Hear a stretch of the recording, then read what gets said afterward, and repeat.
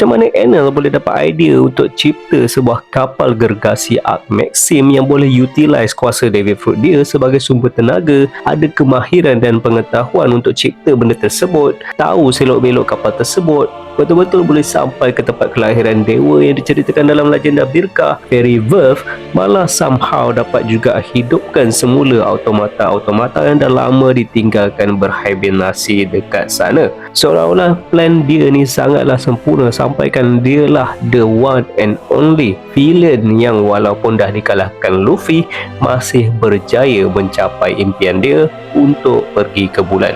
Nah, aku percaya plan yang seperfect ni tak mungkin hanya dipikirkan Enel sendiri.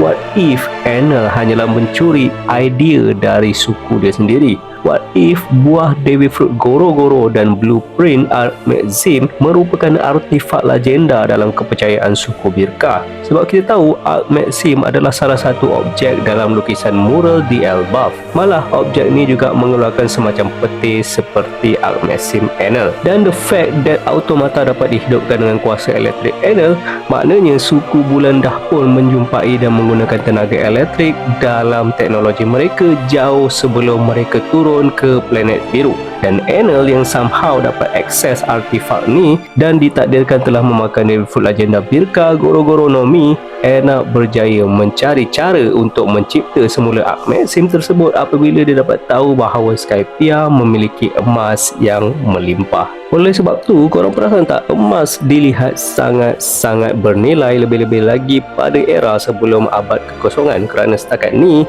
dua negara telah didedahkan dengan kemegahan emasnya. Shandora yang merupakan kota emas dan Wano yang merupakan negara emas. Nah, aku percaya suku bulan yang turun lebih kurang 1500 tahun yang lalu telah membawa sekali kepakaran untuk menggunakan tenaga elektrik sebagai sumber energi, dan apabila mereka bergabung dengan Earth God lalu membentuk Ancient Kingdom atas dasar teknologi, Shandora dan Wano yang kaya dengan emas yang menjadi konduktor terbaik kepada elektrik telah menjadi hub atau pusat paling penting pada waktu itu. Seperti apa yang diklaim dalam batu bersurat dijaya bahawa Shandora telah berkembang pesat 1100 tahun yang lalu.